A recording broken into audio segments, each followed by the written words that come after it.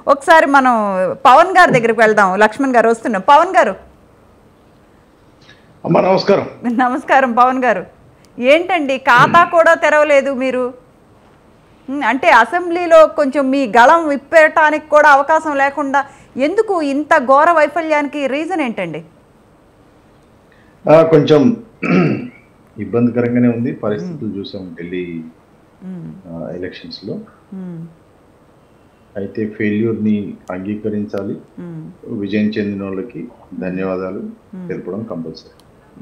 కాకపోతే కొన్ని విషయాలను మనం డిస్కస్ చేయాలి. ఇప్పుడున్నటువంటి సన్నివేశం, బీజేపీ పార్టీ భారతదేశంలో ఎన్నికలు గెలవడం అనే ఒక ప్రక్రియనే వాళ్ళు పెట్టుకున్నారు. ఎన్నికలు గెలవడం అనేది వాళ్ళకు ఉన్నటువంటి ముఖ్య ఉద్దేశం. వాళ్ళ జెండా ఓన్లీ ఎన్నికలు గెలవడం. ఎన్నికలు గెలవడం తప్ప వాళ్ళు ప్రజలకు చేసేటువంటి మంచి ఏం లేదు.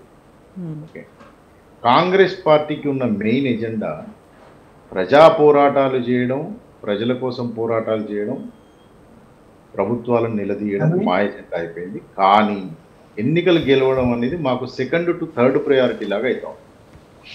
ఇప్పుడు వారు ఇంతకుముందు చెప్పినట్టు, లక్ష్మణ్ గారు చెప్పినట్టు, విశ్వాసం కల్పించకపోవడం, దుబారాగా మాట్లాడటం. విశ్వాసం కల్పించడం అంటే కన్విన్స్ అండ్ కమ్యూనికేట్ చేయడం. విశ్వాసం కల్పించడం అనేది చాలా పెద్ద మాట. ఒక ఓటరు నిన్ను నమ్మి నీకు ఓటేయాలంటే వాడికి మనం విశ్వాసం కల్పించాలి. రేపు నువ్వు నాకు ఓటేస్తే రేపు నీకోసం నేను నిలబడతా, నీకోసం నేను పోరాటం చేస్తా, నేను అవినీతి చేయను, రాజకీయాలను నా యొక్క ప్రొఫెషన్గా పెట్టుకొని నేను ఒక విజన్తో రాజకీయాలకు ప్రోగ్రెసివ్ థింకర్గా వచ్చానని చెప్పగలిగేటువంటి లీడర్స్ కావాలి. రెండో పాయింట్ ఏంటంటే, బీజేపీ పార్టీ మొన్న 2025కి సంబంధించి బిల్, మన బడ్జెట్ ప్రవేశం, కరెక్ట్గా బడ్జెట్ ఢిల్లీ ఎలక్షన్స్ ముందర రావడం, బడ్జెట్లో 12 లక్షల రూపాయల వరకు సంపాదించిన వారికి ఇన్కమ్ ట్యాక్స్ అనేది ఉండదు అని వాళ్ళు బడ్జెట్ ప్రవేశపెట్టారు. మీరు ఢిల్లీని కనుక చూస్తే, ఢిల్లీ భౌగోళిక స్వరూపాన్ని కనుక చూస్తే, ఢిల్లీలో ఉన్నటువంటి వాళ్ళు మ్యాక్సిమం మధ్యతరగతి ప్రజలు. మధ్యతరగతి ప్రజలకు 4 పైసలు సేవ్ చేస్తున్నాము అంటే వాళ్ళు కంపల్సరీగా వాళ్ళు టిల్ట్ అవుతారు. సో పెద్ద మార్పు చూడండి. అంటే బీజేపీ పార్టీ ఎన్నికలను దృష్టిలో పెట్టుకొని బడ్జెట్ని రిలీజ్ చేసింది అంటారు. బడ్జెట్ని రిలీజ్ చేసింది. ఓకే. రెండో విషయము, దగ్గర వీళ్ళు ఒక 20 పథకాలు ఈసారి బీజేపీ పార్టీ మేనిఫెస్టోలో పెట్టారు. టేబుల్ ఆఫ్ కంటెంట్స్ అని బీజేపీ మేనిఫెస్టోలో సంరక్షిత్ ఢిల్లీ అని ఒకటి పెట్టారు. ఓకే. దీంట్లో garibi Kalyan, good governments, mismanagement of in Delhi, achievements of central government, Sankalp visit Delhi, ఇట్లా చాలా వీళ్ళు ఆరోగ్యశ్రీ, ఆరోగ్య in Delhi, world class education, ఇవన్నీ. సో 3 విషయాలు ఇప్పుడు నేను చెప్పదలుచుకున్నాను. ఒకటి, కేజ్రీవాల్ గారి ఓటమి, ఆప్ పార్టీ ఓటమి. చీపురు పట్టుకొని సమాజాన్ని క్లీన్ చేస్తానని వచ్చినటువంటి కేజ్రీవాల్ గారు మొట్టమొదటిసారిగా ప్రభుత్వంలోకి వచ్చిన తర్వాత దే హ్యావ్ గాట్ స్కూల్స్, మంచి ఎడ్యుకేషన్, తర్వాత మొహల్లా క్లినిక్, ఈ 2 బాగా ఫస్ట్ టర్మ్ బాగా హిట్ అయిపోయింది. రెండో టర్మ్ వచ్చే వరకు పాపం వాళ్ళ దరిద్రానికి బీఆర్ఎస్ పార్టీ, కల్వకుంట్ల పార్టీ అక్కడ దుకాణం పెట్టడం, వాళ్ళతో స్నేహితం చేయడం, వాళ్ళ నెత్తిన చేయబెట్టడం, వాళ్ళ నిండా ముంచడం. ఇవాళ బీజేపీ విజయానికి పరోక్షంగా సహకరించినటువంటి పార్టీ బీఆర్ఎస్ పార్టీ. వాళ్ళ నెత్తిన చేయబెట్టగానే కల్వకుంట్లతో స్నేహితం కాటికి దారి తీసింది. అందుకేనా అండి తెలంగాణలో బీజేపీ వాళ్ళు సంబరాలు చేసుకుంటున్నారు? అదే సారీ బీఆర్ఎస్ వాళ్ళు సారీ ఎగ్జాక్ట్లీ బీఆర్ఎస్ వాళ్ళు సంబరాలు చేసుకునేది అందుకే. అంటే బీజేపీ బీఆర్ఎస్ ఒకటే అని మీకు ఇప్పుడు చెప్పకనే చెప్పారనమాట. ఆబ్వియస్లీ బీజేపీ బీఆర్ఎస్ ఒకటే కదమ్మా, దాంట్లో ఇంకా వేరే ఉంది. బీజేపీ పార్టీ, బీఆర్ఎస్ పార్టీ ఎక్కడన్నా బీజేపీ పార్టీ చేసేటువంటి వాటి మీద ఎక్కడన్నా మాట్లాడిందా? ఫస్ట్ టీఆర్ఎస్ ఉంది కదా, టీఆర్ఎస్ తర్వాత బీఆర్ఎస్ ఏంటంటే భారతదేశంలో ఉన్నటువంటి పార్టీ, మేము నేషనల్ పార్టీ అని వాళ్ళు పెద్ద బిల్డింగ్ కూడా కట్టారు కదా ఢిల్లీలో, పార్టీ ఆఫీసు. మరి ఎందుకు కంటెస్ట్ చేయలేదో బీఆర్ఎస్ పార్టీ వాళ్ళు చెప్పాలి. మరి బీఆర్ఎస్ పార్టీ కనుక ఇవాళ కంటెస్ట్ చేస్తుంటే అక్కడ డెఫినెట్ గా బీఆర్ఎస్ పార్టీ మొత్తం సీట్లలో గెలిచేది. వాళ్ళకి అక్కడ కంటెస్ట్ చేయకపోవడానికి కారణం ఏందనేది మరి కల్వకుంట్ల చంద్రశేఖరరావు గారు, కవిత గారు చెప్పాలి. కాకపోతే కవిత గారితో స్నేహితం అనేది ఆ పార్టీ తుడిచిపెట్టుకోపోవడానికి మొదటి కారణం. రెండోది, కాంగ్రెస్ పార్టీతో కనుక ఒకవేళ వాళ్ళు కనుక పొత్తుకు పోయింటే ఇవాళ కొన్ని సీట్లు ఇంకా మెజారిటీ వచ్చేదేమో. ఎందుకంటే ఇప్పుడు ఇంతకుముందే మనం చూస్తున్నాం 7% కాంగ్రెస్ ఓట్ బ్యాంక్ పెరిగింది వచ్చింది. అవును.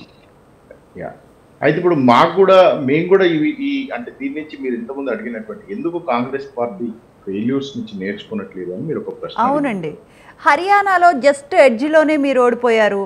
అయినా కూడా అంటే ఇంకా ఇప్పుడు ఢిల్లీ మీదే కాన్సన్ట్రేట్ చేయాల్సింది, మినిమం సీట్స్ కూడా ఎందుకని కొంచెం కూడా కాన్సన్ట్రేట్ చేయలేదు అంటే మీరు అన్నట్టు ఓకే వాళ్ళు సెంట్రల్లో ఉన్నారు అన్నీ ఓకేనండి. ఇప్పుడు ఆప్కి కూడా అవినీతి మరకలు అంటాయి, అయినా కూడా ఆప్ ఈజీగా 23 సీట్స్ సాధించగలిగింది.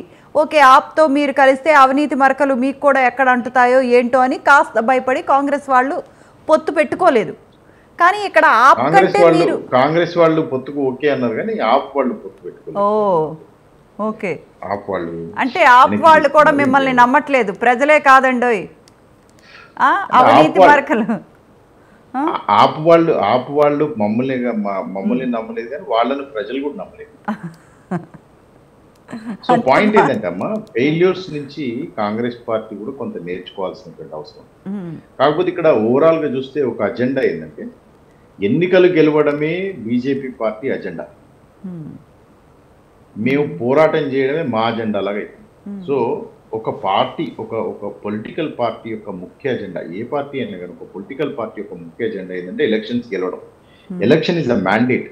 ఇవాళ పవన్ నిలబడితే పవన్కి ఎందుకు ఓటేయాలి అంటే పవన్ కన్విన్స్ చేయగలుగుతాడు, కమ్యూనికేట్ చేసుకోగలుగుతాడు, నిజాయితీగా నిలబడగలుగుతాడు, ఫోకస్గా ఉండగలుగుతాడు, ప్రోగ్రెసివ్గా ఉండగలుగుతాడు, అత్యాచారాలు దౌర్జన్యాలు లేకుండా సమాజాన్ని సమతుల్యంగా చూడగలుగుతాడు, ప్రజలకు రావాల్సినటువంటి వాటిని ప్రజల తరఫున పోరాటం చేసి తీసుకొచ్చేయగలుగుతాడు అనేటువంటి ఒక నమ్మకాన్ని క్రియేట్ చేయగలుగుతాడు. కాకపోతే మా అజెండానేమో ఎలక్షన్స్ గెలవడం కాకుండా అయిపోయింది, వాళ్ళ అజెండానేమో ఎలక్షన్స్ గెలవడమే వాళ్ళ అజెండా అయిపోయింది. అయితే దీనికి ఏంటంటే ముఖ్యంగా నేను చాలాసార్లు మా పార్టీలో కూడా చాలా రకాలుగా అంశాలు వచ్చినప్పుడు నేను కంపల్సరీగా స్ట్రెస్ చేసి చెప్తా ఉంటాను, బూత్ మేనేజ్మెంట్, ఎలక్షన్ మేనేజ్మెంట్ అనేది చాలా ఇంపార్టెంట్. ఈ రోజులలో పర్సన్ టు పర్సన్ కౌన్సిలింగ్ చేయాలి, వెళ్ళాలి, మన పథకాలు చెప్పాలి అనేది ఒక అంశం నేను బాగా స్ట్రెస్ చేస్తూ ఉంటా. దాని మీద మేము చాలా ఇంప్రూవైజ్ కావాల్సినటువంటి అవసరం.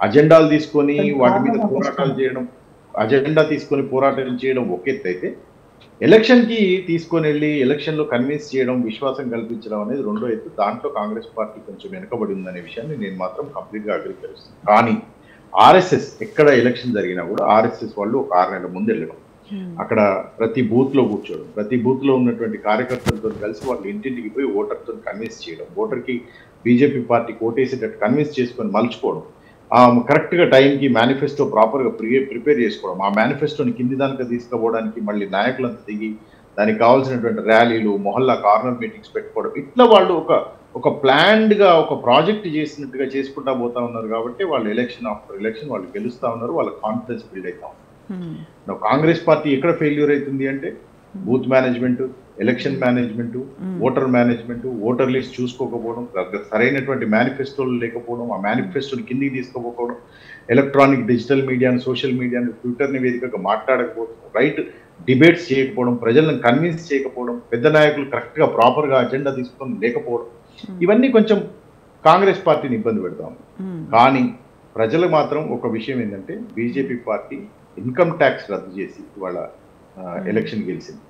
నేనేమంటా అంటే ఇప్పుడు టీవీ డిబేట్లో నేను కాంగ్రెస్ పార్టీ వ్యక్తిగా చెప్పేది ఏంటంటే, ఇదే బీజేపీ మళ్ళీ ఇంకో ఎలక్షన్ వచ్చినప్పుడు ఇన్కమ్ ట్యాక్స్ రేట్ స్లాబ్స్ పెంచుతుందా అంటే 12 లక్షలు ఉన్న వాళ్ళ నుంచి 15 లక్షల వరకు ఇన్కమ్ ట్యాక్స్ ఉంటుంది, మన నెక్స్ట్ ఇయర్ ఇంకో ఎలక్షన్ వస్తుంది, అట్లా పెంచుకుంటూ పోతుందా ఒకటి. రెండోది, ఇంతవరకు మీరు చూసినట్టయితే బీజేపీ జనరల్గా ఈ పథకాలను ప్రకటించదు, కానీ మొట్టమొదటిసారిగా బీజేపీ పార్టీ కూడా 2,500 రూపాయలు మహిళలకు ఇస్తామని చెప్పి కాంగ్రెస్ పార్టీ ఇక్కడ 2,500 రూపాయలు మహిళలకు ఇచ్చేటువంటి ప్రపోజల్ వాళ్ళు కూడా అడాప్ట్ చేసుకుని మహిళలకు 2,000 అంటే ఇన్ని రోజులు ఉచితాల మీద మా మీద పడి ఏడ్చినటువంటి బీజేపీ పార్టీ కూడా ఇవాళ ఉచితాలకు ప్రలోభాలు పెట్టడానికి మన సన్నిద్ధం అయిపోయి ఇవాళ బీజేపీ పార్టీ కూడా అదే సిద్ధాంతాన్ని అడాప్ట్ చేసుకుంది. ఇంతకుముందు నేను లక్ష్మణ్ గారి యొక్క ప్రెస్ మీట్ వింటా ఉండే. లక్ష్మణ్ గారు అంత పెద్ద నాయకుడు, ఎంపీ, రాజ్యసభ సభ్యులు, వారు ఎంత చిన్న నాయకుడిగా మాట్లాడుతున్నారంటే పార్టీలు గెలవడం ఓడడం మేమేం కాదనట్లేదు. ఎందుకంటే 2004 నుంచి 2014 యూపీఏ 1 యూపీఏ 2 గవర్నమెంట్ ఉన్నప్పుడు ఇదే కేజ్రీవాల్ గారు కిరణ్ బేడి గారు తర్వాత అన్నా హజారే గారు కూర్చొని అవినీతి మొత్తం నల్ల డబ్బు అవినీతి అని అన్నా హజారే అయితే రోజు అక్కడ మంచనెక్కి రోజు కూర్చొని అక్కడ కూర్చొని ఏడ్చింది. తర్వాత అదే అవినీతి జరుగుతుంటే మరి అన్నా హజారే గారు మరి ఎక్కడ పోయి పడుతుందో తెలియదు. అంటే ఏం చెప్పదలుచుకున్నా అంటే ఈ అవినీతి మీద మాట్లాడేటువంటి పార్టీలు ఇవాళ అవినీతి నిజమైనటువంటి ఎజెండా అయితే మరి 23 సీట్లు కూడా గెలవదు. అవును. సో పార్టీలు వాళ్ళ యొక్క ముఖ చిత్రాన్ని కూడా మార్చుకుంటా ఉన్నాయి. ఇవాళ బీజేపీ అవునండి, అవును. ఇప్పుడు 12 ఏళ్ళు అసలు అవినీతి రహిత పార్టీగా అవతరించిన ఆమ్ ఆద్మీ పార్టీ అంటే ఇది ఒక సామాన్యుల పార్టీ అని అవతరించిన పార్టీ రోజు రోజుకి పరివర్తన చెందుతూ ఏ విధంగా వెళ్ళింది, ఇప్పుడు ఎంత ఘోరంగా చతికిలబడింది అనేది అంటే సామాన్యుడు లేదు, ఎవరు లేదు, రాజకీయంలో ఎవరైనా కూరుకుపోవాల్సిందే అని నిరూపించారు కేజ్రీవాల్ గారు.